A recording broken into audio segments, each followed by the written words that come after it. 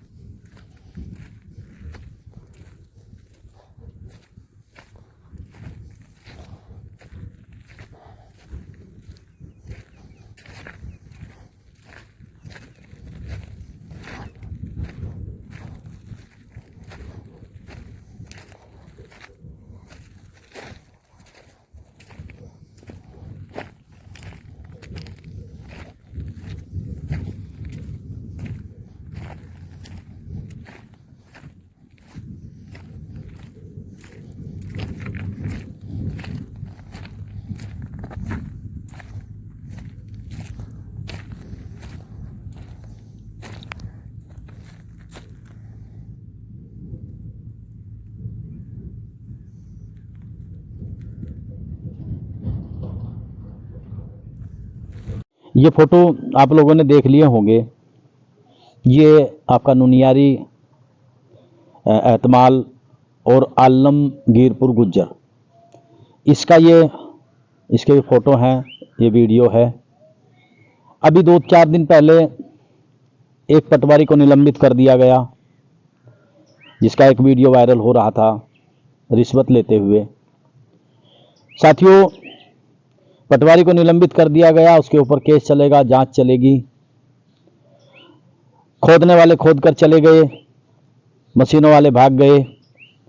अब एक विशेष प्रश्न जो खड़ा होता है, जो सवाल खड़ा होता है, ये जो इतना बड़ा नुकसान राजस्व का यमुना नदी से खुदाई करके अवैध रूप से सरकार का हुआ, इसकी भरपाई कौन करेगा?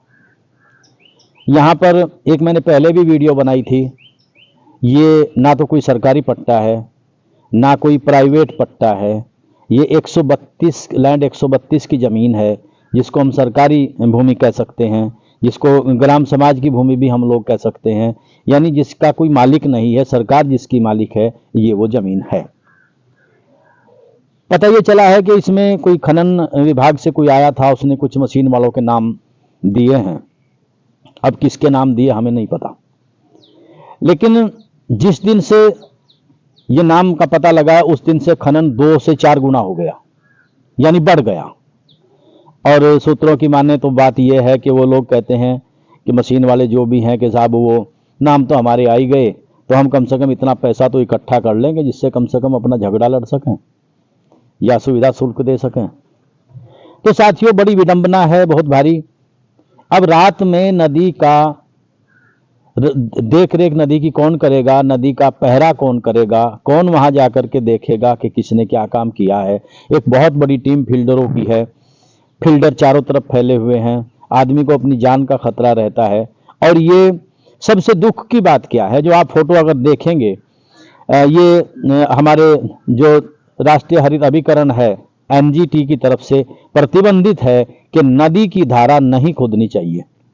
और इसमें अगर आप ध्यान से देखेंगे तो नदी की धारा को ही खोदा जा रहा है। नदी की धारा खोदने का एक लॉजिक ये है कि इसमें मिट्टी बालू नहीं होती, खास बजरी होती है, और जिसमें से अधिकांश माल निकलता है, वेस्टेज इसमें से नहीं निकलती, और इसके ऊपर से मट्टी भी नहीं उतारनी पड़ती।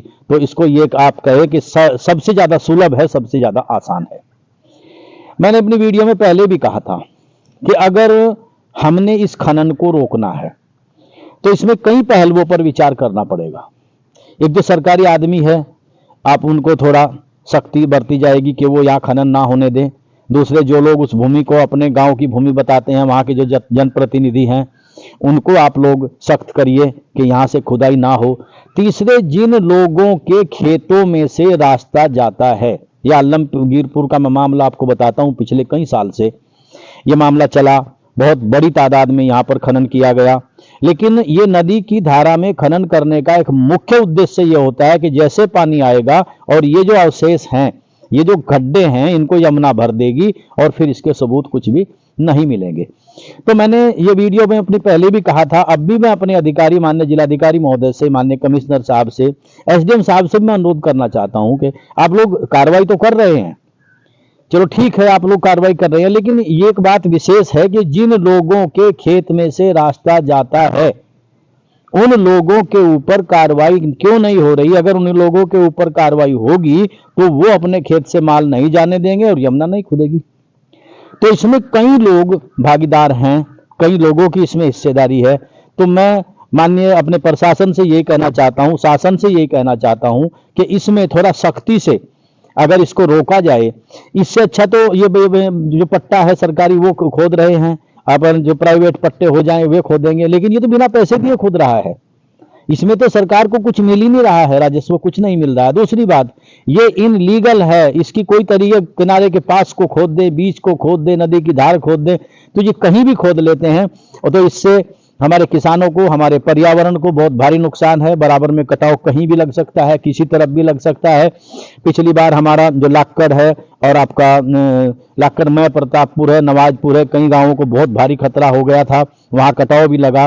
और ये जो खुदाव है, इससे इस भूमि को, आपकी यूपी की भूमि भी है, हरियाणा की भूमि भी है, इसको खुदाव होगा तो चाहे वो कहीं के भी हों, चाहे वो हरियाणा के माफिया रहे हों या यूपी के माफिया रहे हों या जनप्रतिनिधि यूपी या हरियाणा के रहे हों या कोई भी रहे हों, हम ये चाहते हैं कि इसकी एक निष्पक्ष जांच, एक उच्च स्तरीय जांच कमेटी बनाई जाए जो इसकी जांच करे, और जांच करने के बाद ये जो खुदाई, करोड़ों की खुदाई यहाँ पर हुई है, इसकी वसूली जो जांच में आएगा, सत्य जो तथ्य उभर कर सामने आएंगे, उन लोगों से, जिन लोगों के खेत में को रास्ता जा रहा है, जो लोग खुदवा रहे हैं, जिनकी मशीनें हैं, जिनके डंपर हैं, तो इसकी राजस्व की भरपाई उन लोगों से की जाए।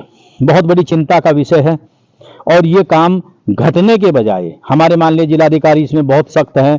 माननीय योगी जी की सरकार भ्रष्टाचार मुक्त सरकार है और योगी जी चाहते हैं कि बिल्कुल स्वच्छ शासन हो, स्वच्छ प्रशासन हो। उसके बाद भी ये यमुना की बेल्ट में ये अंधेरा यहाँ देखने को मिलता है। तो मैं अपने नेताओं से, अपने अधिकारियों से, शासन प्रशासन से गुहार करना चाहता हूं कि इस मामले की जो मैं उठाया है, इसकी उच्च स्तरीय जांच कराकर जो दोषी लोग हैं उनके खिलाफ कानूनी कार्रवाई की जाए और उनसे इस राजस्व की जो चोरी हुई है इसकी भरपाई उनसे की जाए। आप लोगों का बहुत बहुत धन्यवाद, बहुत बहुत आभार। जय हिंद, जय किसान, जय गौ माता, जय जमुना मैया, जय हिंद, जय किसान। बहुत बहुत धन्यवाद, बहुत बहुत आभार।